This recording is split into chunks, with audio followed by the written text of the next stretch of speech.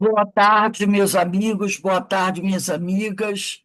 Nós estamos aqui na Sociedade de Estudos Espíritas Francisco de Assis, hoje, dia 21 de agosto de 2025. E nesse horário, nós estudamos essa obra, Luz do Mundo, de Amélia Rodrigues, psicografia de Valdo Pereira Franco. E o capítulo de estudo hoje é o capítulo 9, Luz do Mundo. Então, antes de iniciarmos, agradecemos a Deus, agradecemos a Jesus, a oportunidade que o Pai nos concede de estarmos aqui reunidos para mais uma tarde de estudos, de aprendizado, e que o Pai também sempre nos desculpe as falhas, né, que são muitas ainda, mas que nós estamos nos esforçando por melhorar cada vez mais. E também pedimos que o Pai tenha compaixão e misericórdia daqueles nossos irmãos mais sofredores, que ainda se encontram em desequilíbrio, necessitados, né, de muita indulgência. Que Deus abençoe a todos nós, hoje, agora e sempre.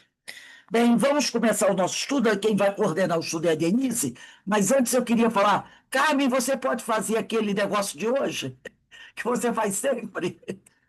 Leitura de preparo e prece para a gente da palestra? Nossa palestra hoje, às 18h30, vai ser do Evangelho segundo o Espiritismo, capítulo 10, item 14. Perdão das ofensas. Olha que tema lindo, né? Então vamos passar aqui para a Denise. Está com você, Denise. Vou passar também aqui o anfitrião. Obrigada, Rose. Boa tarde a todos. Então, como a Rose falou, a gente vai estudar o capítulo 9, o inicial capítulo 9, Luz do Mundo, que é o título do livro, é o título do livro. E a Amélia Rodrigues, ela começa já com a citação, né? Ela não faz conforme ela faz sempre nas outras. Ela, no início, em outros capítulos, ela começa a, em outros livros também, ela começa a descrever o lugar para a gente poder, o ambiente, para a gente poder já entrar, né, no cenário, não é isso? E dessa vez não, ela começa com a citação, onde o homem que era cego, né, vai ao templo para fazer o que a gente hoje diz que é prova de vida. Vai ao banco para poder fazer a prova de vida. Ele foi ao templo exatamente para provar que não era mais cego e retornar a ser um cidadão comum. Retornar não, começar a ser, né? Porque ele era cego de nascença. Então, desde o nascimento que ele já era aquele excluído, né? Aquele homem, aquela pessoa, aquele ser inútil, que dependeria da caridade de cada um, das outras pessoas. E ele chega e fala assim: Amélia, tira esse pedacinho, retira esse pedacinho. Se é pecador, não sei. Uma coisa sei, eu era cego e agora vejo. Ela retira isso de João, no capítulo 9, versículos de 1 a 41. E inicia assim a sua, a sua interpretação, a sua narrativa. A frase lhe escorreu dos lábios cantantes, modulada nas vibrações dos sorrisos. E era um desafio. Respondendo à ardilosa indagação dos intérpretes da lei, dos fariseus, superava qualquer astúcia com as soberanas argumentações da verdade. É, essa apresentação que eles faziam ao templo era uma espécie de burocracia, né?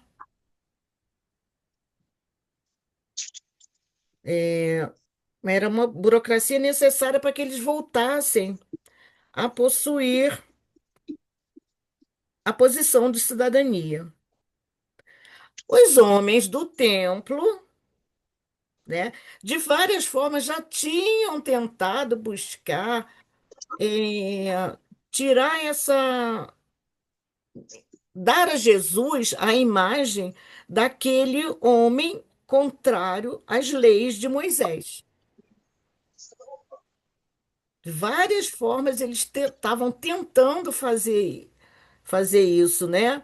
Então, se isso fosse possível, se eles colocassem, deixar essa imagem de Jesus como homem, aquele que é contrário às leis de Moisés, eles teriam motivo para persegui-lo, como fizeram, né? Então, essa foi mais uma das tentativas.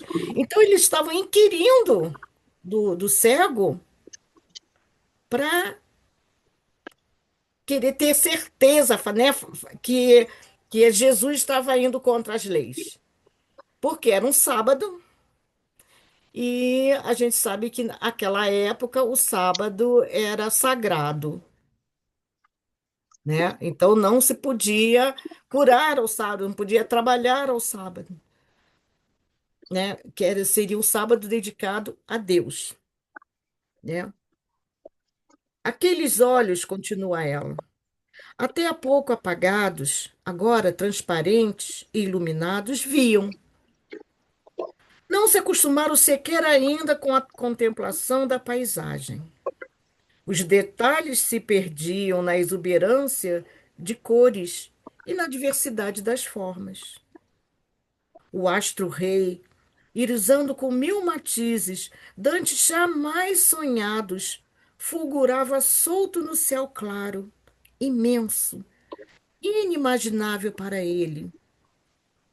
A alegria de todas as coisas em festa, num banquete deslumbrante, para aquela visão que sofrera os longos, os demorados anos de escuridão. Tudo em mensagem de encantamento. O homem, o ser humano, no entanto, lhe parecia muito triste naquele concerto de belezas indescritíveis. A flor, a folha, a gramínea verde, o vetusto arvoredo, a túnica marrom escura, marrom esverdeada escura dos montes altaneiros ao longe, a alegria da face das crianças e os pesados crepes invisíveis sobre o rosto dos homens. Sim, fora um nado cego. Foi nascido cego, né? Era um cego de nascença. Então, para o cego, esse é o cego de Siloé, né? Também conhecido como cego de Siloé. Para esse cego, que era o cego de nascença, ele chamou muito a atenção dele. Não só as cores vibrantes que ele passara a ver, as formas exuberantes. Agora, você imagina, você nasceu cego, você nunca viu a luz, você não sabe o que é cor, né? A gente, vamos fazer um paralelo aqui. As pessoas que têm, ih, esqueci, como é que é o nome? Que não percebem as cores, Daltônico. daltônico, né? Tem alguns experimentos, né, de lentes que eles colocam nos daltônicos e eles conseguem enxergar as cores. Então, eles passam daquele mundo pardacento, né? Uma visão quase não, quase não muito colorido, é muito por causa dessa dificuldade deles de discernir as cores, mas eles viam as coisas reais, né? Mas quando você vê que eles, quando põe aqueles óculos, que você vê a alegria deles, né? Tem alguns vídeos aí na internet, vê a alegria, o espanto de enxergar as cores reais, vamos dizer assim, já é uma alegria. Agora, imagine aquele que desde sempre, vivia no escuro. Então ele estava deslumbrado, né, com aquelas cores, com as cores do céu, as cores da natureza, o sorriso das crianças, mas também o impressionava a rudeza, né, na face dos seres humanos. A tristeza, né? Em contrapartida, né, com a alegria das crianças, né, que é a pureza, tá aquela sisudez dos homens, principalmente lá, naquela hora, né, que ele estava de frente a frente com os fariseus e estão forçando ele, querendo de qualquer jeito uma prova de alguma coisa que pudesse fazer com que eles utilizassem como arma contra Jesus, não é mesmo? Aí eu lembrei de um estudo que a gente fez ano passado, um estudo que nós fizemos ano passado, aqui desse livro Parábolas e Ensinos de Jesus. Lembra, Ana? Alberto chegou a estudar com a gente algumas aulas, não foi? Eu não sei se você ficou o tempo inteiro ou se pegou no final, não lembro. É, e então, nessa lição, O Cego de Siloé, Caíbar Schutel, ele descreve a- todo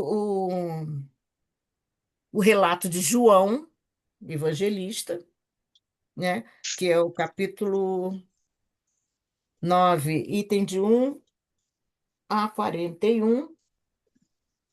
É esse mesmo, isso mesmo. João 9, 1 a 41. É exatamente esse que a Amélia Rodrigues também pega.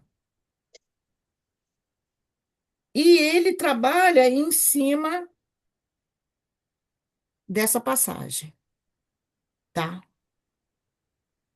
E a gente lembra que Carribar Schutel é muito minucioso nas suas pontuações, muito severo até com certas posições, né? Vocês querem ler? A gente vai dividir então essa aula em duas, hein? Porque se a gente lê tudo, porque é grande a passagem, é, alguém tem aí o Evangelho? João, capítulo 9, item de 1 a 41, que quiser dividir a leitura comigo, tá bom. Eu aguardo, mas eu vou iniciar. Jesus, ao passar, viu um homem Qual é o cego de nascença. capítulo, João? 9, de 1 a 41.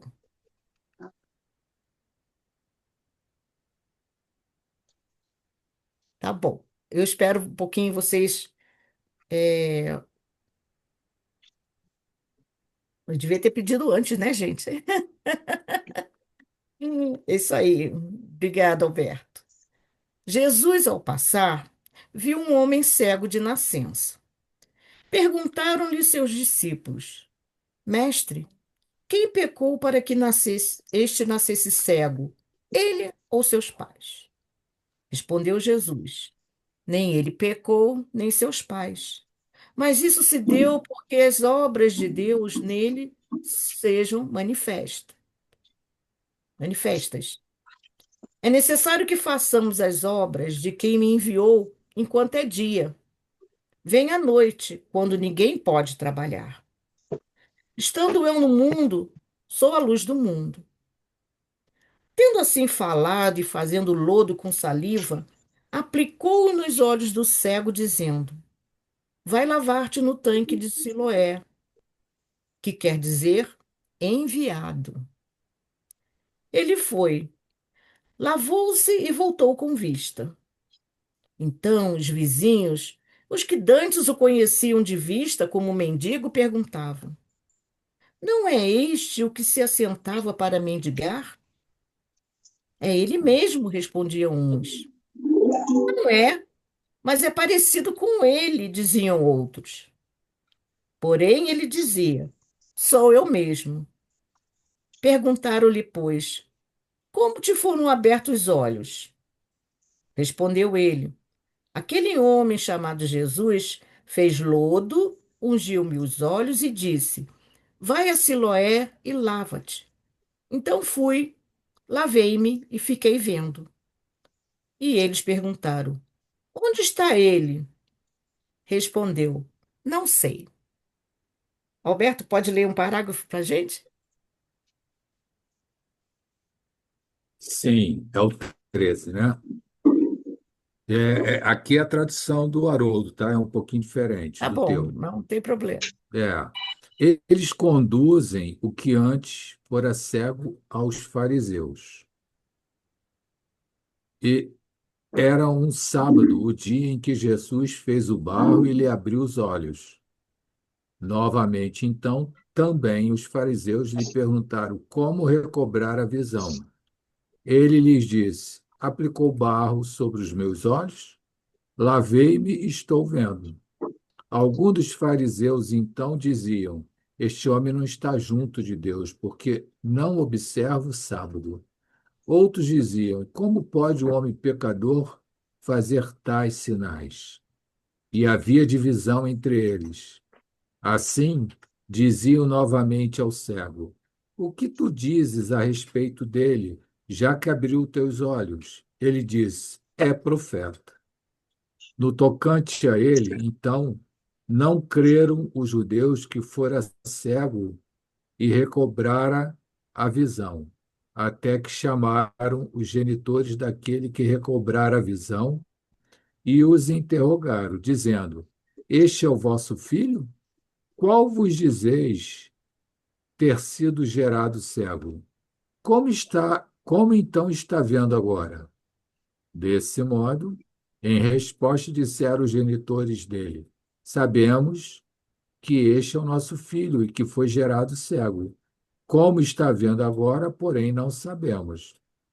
Ou quem lhe abriu os olhos, nós não sabemos. Interrogai-o, tem idade, falará por si mesmo. Os genitores dele disseram isso porque estavam com medo dos judeus, pois os judeus já haviam acordado que se alguém o declarasse Cristo, se tornariam excluídos da sinagoga. Por isso, os genitores dele disseram: Tem idade, interrogai-o. Então chamaram pela segunda vez o homem que fora cego e lhe disseram: Dá glória a Deus. Nós sabemos que esse homem é pecador. Então ele respondeu: Se é pecador, não sei. Uma coisa sei: era cego e agora estou vendo. Disseram-lhe, pois, que te fez? Como abriu os teus olhos? Respondeu-lhes: Eu já vos disse e não ouviste. Que quereis ouvir novamente? Porventura vós quereis tornar-vos discípulos dele? Eles o insultaram e disseram: Tu és discípulo dele, mas nós somos discípulos de Moisés. Nós sabemos que Deus falou a Moisés, não sabemos, porém, de onde este é.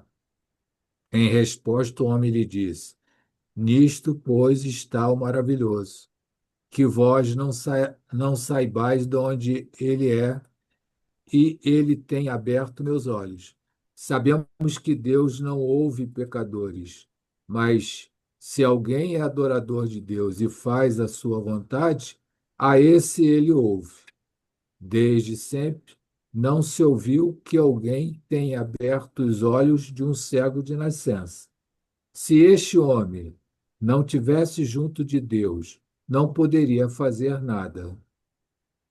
Em resposta, disseram-lhe: Tu foste gerado todo em pecado e nos ensinas?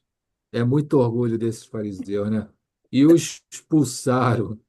Jesus, eles queriam porque queriam condenar Jesus, não encontrou meios, agora estão desprezando o cego, o ex-cego. Jesus ouviu que o haviam expulsado e, encontrando-lhe, disse: Tu crês no Filho do Homem? Em resposta, ele disse: Quem é, Senhor, para que eu creia nele? Disse-lhe Jesus: Já o tem visto, é aquele que te fala contigo. Ele disse: Creio, Senhor, e o reverenciou. E Jesus disse: Eu vim a este mundo para juízo, a fim de que os que não veem, vejam, e os que veem se tornem cegos. Os que estavam com ele, dentre os fariseus, ouviram estas coisas e lhe disseram: Porventura também nós somos cegos? Disse-lhe Jesus: Se fosseis cegos, não terias pecado. Porém, agora, porém, que dizeis, vemos, permanece o vosso pecado. Obrigada, Alberto. Então, essa é a narrativa de João, o evangelista. E o Cair Barchuta é, faz a interpretação e nos dá umas explicações a respeito dessa passagem. Pode assinar. É o link mesmo do contrato que a senhora vai assinar, tá? Só um instantinho. Assim, então, clica no link e vai pedir os passos para a senhora colocar. Perdão, gente. Já ativei o mudo aqui, a colega esqueceu de fechar o microfone. Não tem problema. Ele diz assim: Jesus passava e viu um homem que era cego de nascença. E logo viu que o cego, e logo que viu, o cego conheceu tudo. Pela natureza da cegueira, conheceu não só que o cego era de nascença, mas também que seus pais não haviam pecado para que o cego assim nascesse. Isto é, que a mazela não era hereditária. Aí a gente chega a gente sabe que aquela época, hum, antes até, antes até, né? É, que estava falando sobre os cegos aqui na cegueira, naquela época eles tinham por convicção de que o pecado dos pais atingiria ainda até a terceira e a quarta geração. Isso porque eh, eles transferiam, né, o pecado do pai para o filho e tal. Nós temos entendimento que nós mesmos somos a terceira, a quarta geração, podemos ser. Então, se erramos, não vamos falar em pecado, não vamos falar em erro ou em equívoco. Se nos equivocamos na vida passada, a gente sabe que a gente pode nascer como um neto, como uma filha, como uma bisneta, né? Como um parente daquele que no passado fui eu mesma. A gente sabe que isso pode acontecer pela reencarnação, certo? Mas eles lá naquela época não tinham essa noção. Mas eles tinham a certeza, tinham essa convicção de que se uma pessoa fazia. Até hoje tem gente que pensa assim, tá? Né? A gente sabe disso. Ah, porque era um pecador, então foi um pecado muito grande, né? Foi um erro muito grande que até a terceira geração, terceira e quarta geração, primeira, segunda, terceira e quarta geração, vão sofrer desse mal. Nós mesmos às vezes falamos, né? Puxa, tá passando por esse sofrimento, que será que ele não fez em vidas passadas, né? A gente ainda tem esse mau hábito. Por que que a gente quer saber? É uma curiosidade é, boba. Não tem importância saber por que que a pessoa está sofrendo isso agora, o que será que o que ele fez. Você pretende saber o que fez nas encarnações passadas? Eu não quero saber, né? Porque a gente sabe que se a gente passa por certos apertos, se a gente está nessa condição aqui hoje, é porque alguma bobagem a gente fez antes. Então não é olhar o passado, a não ser com a ideia de que eu não erro mais do jeito que eu errei. Temos essa certeza porque sabemos que hoje estamos melhor do que ontem. Mas a gente pode incorrer no erro e a gente incorre, senão a gente já seria espírito puro, né? A gente sabe que é muito difícil a gente se transformar, né? É muito difícil você querer essa mudança. Nós temos um problema com mudança, né? A mudança nos traz dor, nos traz uns desafios, né? E a gente é mais acomodado mesmo, então a gente acaba repetindo os erros, né? Os erros, os equívocos. Mas Deus sempre nos dá oportunidade para que a gente não recaia no erro. A gente está tendo sempre ah, ah, outras oportunidades. Então, quando a gente comete esses erros, esses equívocos, é porque assim, a gente de alguma forma está cego para algumas coisas, né?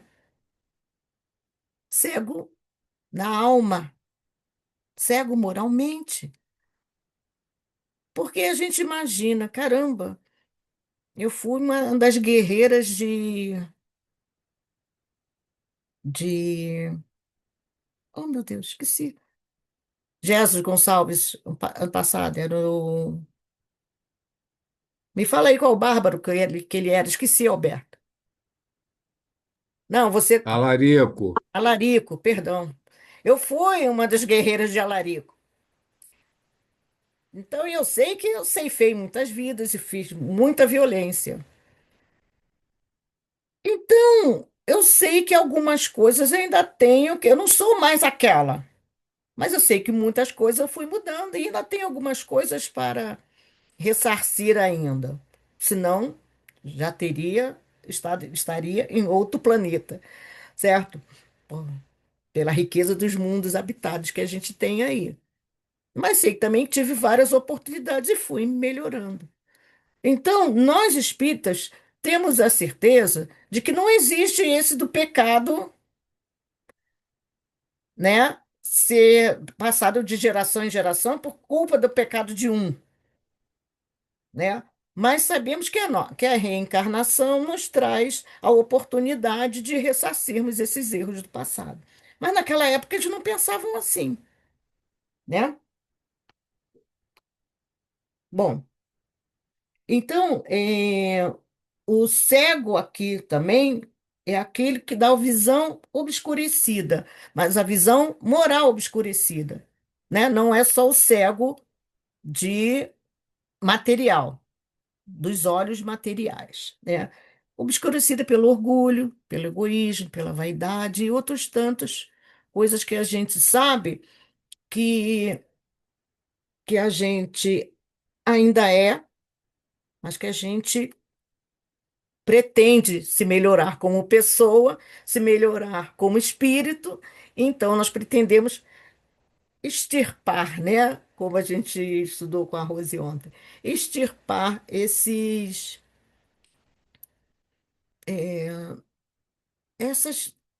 essas coisas que a gente ainda traz, né? Extirpar arrancando toda a planta, né, venenosa, toda a raiz, tudo, semente, tudo, extirpar, tirar tudo, não deixar nenhum resíduo, que é essa nossa transformação íntima, não é isso? E ele diz assim: a visão material é uma grande prova, é um grande desafio, porque olha só como os estudos se interpenetram. Ontem, na lição do Monte, né, do estudo da de Cláudio Fajardo, que a gente está estudando. Sermão do Monte. Sermão do Isso. Monte. E no Sermão do Monte, o que estava falando? O que, é que a gente estava estudando? Pode deixar o microfone aberto. É da visão, não é isso? Se tiver os olhos em pecado, arranca, melhor que arranque-o, né? Então, É, e estava exatamente falando não dos olhos materiais, e sim dos olhos morais, né? Moraes. Então, o que que ele diz aqui? Que a visão material é uma grande prova, um grande desafio, que a maioria de nós sofre em algum grau, né? Ou em grande grau, nos dois. A maioria dessas duas doenças que é o orgulho e o egoísmo. E, e somos tanto ignorantes quanto ambiciosos. E essa cegueira era melhor que você não tivesse o olho material para que você não caísse novamente no erro. Eu estou me fazendo entender? Sim, sim. Então, é, a cegueira Essa material, situação que você está comentando é justamente aquela passagem do Evangelho em que Curadás é chamado na Sociedade de Estudos Espíritas de Paris para curar uma cega, né?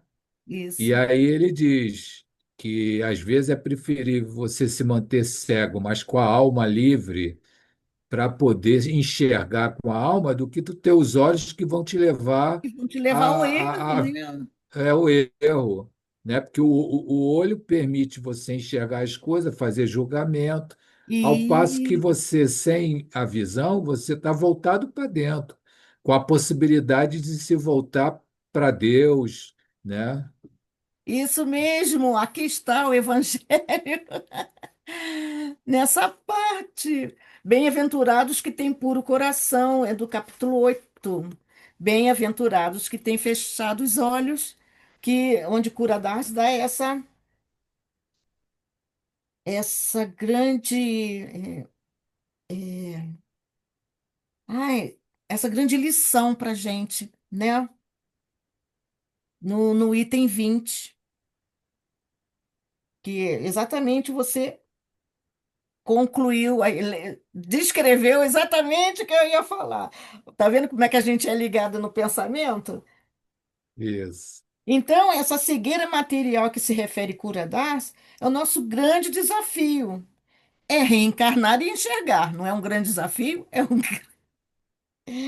A visão material é uma grande prova, porque você tem que fazer uso dessa faculdade, né, desse órgão sensorial, mas sem censurar, sem cobiçar, sem julgar. E não é fácil enxergar com a saúde, com os olhos da alma, né? Não é fácil enxergar com os olhos da alma. A gente não tem esse hábito, porque a gente vê mais mesmo a visão dos olhos materiais e acabam caindo nesse erro, né? Ô, Denise, Fala, em com os julgar. olhos da alma, quando a gente, né, vê com os olhos da alma, a gente vê a essência, né, do ser humano. E com o Exatamente. olho O olho carnal, material, isso. a gente vê o exterior da pessoa A que forma, isso mesmo. é, né? Porque, como se diz, Jesus olha, vê a nossa essência, né? Quando ele olha para a gente, ele vê a nossa essência, ele não vê O, o o pessoal aqui, no caso, numa passagem que tem no Evangelho, também diz, né? Se seus olhos forem bons, todo o seu corpo será cheio de luz. Os olhos são como a luz para o corpo. Quando os olhos de vocês são bons, todo o seu corpo fica cheio de luz, né? Eu acho que isso está em Mateus, né? Isso, tá legal. Vamos lá. Você acha que está em Mateus? Tem certeza? Ó, deixa eu ver aqui, deixa eu confirmar.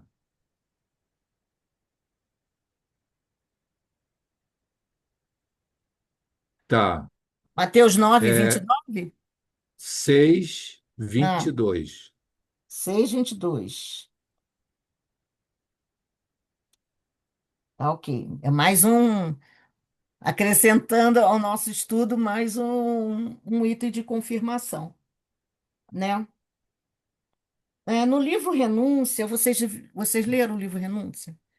Antero de Oviedo, um jovem com saúde física, mas ele usou mal os seus órgãos físicos, a visão, a audição, a mobilidade. Ele desencarna e se encontra na espiritualidade, paralisado, imóvel e na escuridão. Ele permanece assim por um bom tempo para que os olhos da alma, né, as escamas, aquilo que obstrui a visão da alma, caíssem.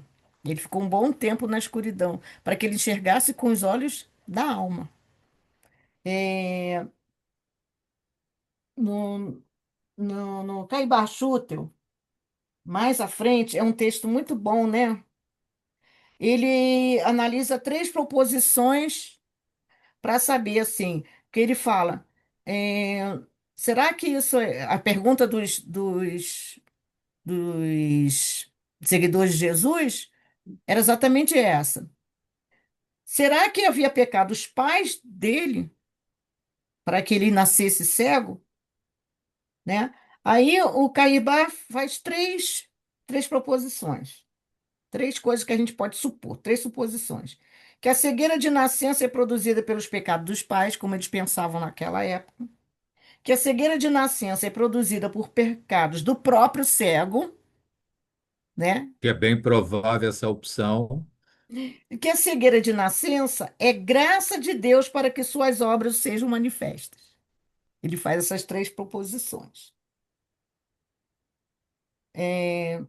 A cegueira de nascença é Ou produzida. como também tem casos, né, em que a gente lê no Pentateuco que às vezes o Espírito pede como prova, não é nem por uma questão de equívoco do passado que gerou a cegueira, mas ele pede como prova para poder passar por aquela prova da cegueira. Isso aí. E o Senhor concede por quê? Porque é necessário que algumas provas materiais para o homem que só vê o material. Então, para alguns é necessário. Quando é necessário, Deus. Quando lhe aprove, né? Quando lhe aprouver, ele vai lá e mostra para os olhos físicos do homem. Não é isso? Ele comprova. Então, ele diz assim: dura coisa é ir contra os ensinos sagrados ou sofismar com o sentido das Escrituras. Como poderemos afirmar, de um lado, que os filhos não pagam pelo pecado dos pais, e de outro dizer que a cegueira de nascença é produzida por pecado dos pais? Não haverá, porventura, uma injustiça e uma blasfêmia afirmar-se que, se os pais roubaram, injuriaram, mataram, perseguiram, os filhos venham a sofrer as consequências desses desatinos, destes pecados, destes males praticados por seus progenitores? Se Jesus disse aos seus discípulos que cada um é responsável por suas obras, como posso eu responder pelos pecados de meus pais? Então, a gente já tem a lógica, já o raciocínio, não é de obedecer exatamente o que estava falando a lei, que a gente sabe que a lei dos homens é lei imutável. E as leis de Moisés, as leis dele, não dos 10, né? Dos 10 mandamentos, mas as leis dele eram leis de homem. Então, era para os homens da época. E iam mudar mesmo com a continuidade do tempo. Seriam é, revisadas, né? Alteradas. Jesus nunca faltou com a verdade. Sua palavra é de vida e de luz. Nele não há trevas. como afirmar que a cegueira pode ter como causa o pecado dos pais? Está escrito no trecho do Evangelho que acima transcrevemos, que a gente leu antes, né? Que, que havendo os apóstolos perguntado ao mestre quem pecou para que este nascesse cego, ele ou seus pais, Jesus respondeu: nem ele pecou, nem seus pais. Pela pergunta dos apóstolos, compreendemos que eles acreditavam ser a cegueira de nascimento ocasionada ou por pecado dos pais ou por pecado do próprio espírito. E pela resposta de Jesus, que Jesus lhes deu, também podemos compreender que essa crença não era destituída de fundamento. Por quê? Se fosse Jesus que lhe estava ensinando, que era o mestre de todos eles, lhes diria: errais no vosso pensamento, porque o pecado dos pais não pode cegar os filhos, assim como ninguém pode pecar antes de nascer. Mas Jesus não lhes disse isso. Deixou que alimentassem a sua crença, o seu modo de pensar, e se limitou a afirmar quanto àquele cego que nem ele pecara, nem seus pais, mas se havia produzido aquela cegueira para que as obras de Deus fossem manifestas. Então, essa é uma proposição. Então, eu não, senão vou demorar muito aqui. Vamos ver a segunda proposição.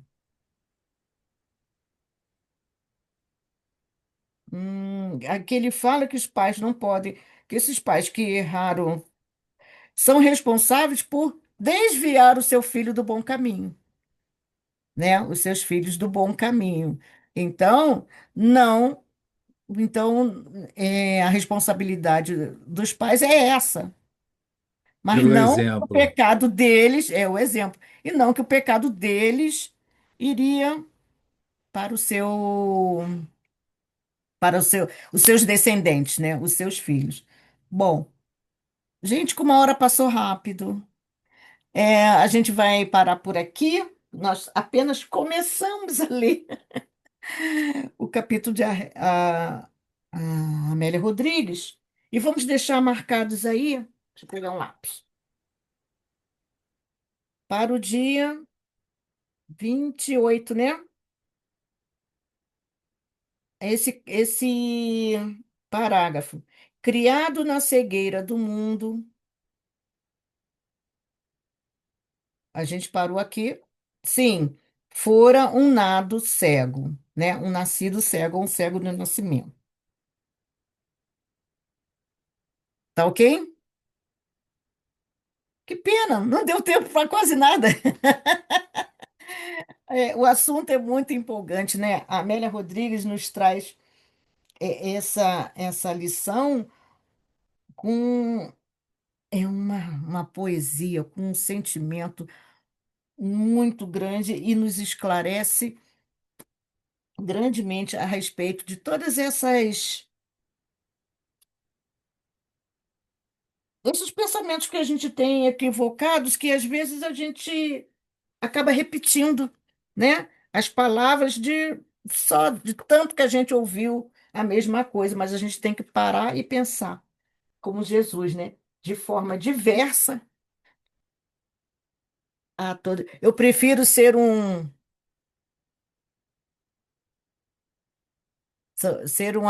é que eu falo, Raul Seixas? Essa metamorfose ambulante, do que ser do que ter aquela velha ideia formada sobre tudo, né? Então, essa é uma grande lição e a gente fica muito feliz e agradecemos ao nosso Pai mais essa oportunidade de estudarmos, de entendermos esse evangelho maravilhoso que nos orienta. Obrigado, Jesus. Obrigado, Pai querido. Esteja conosco sempre. Que assim seja. Está sem microfone, Rose. Graças a Deus. Então, vou encerrando aqui o nosso vídeo.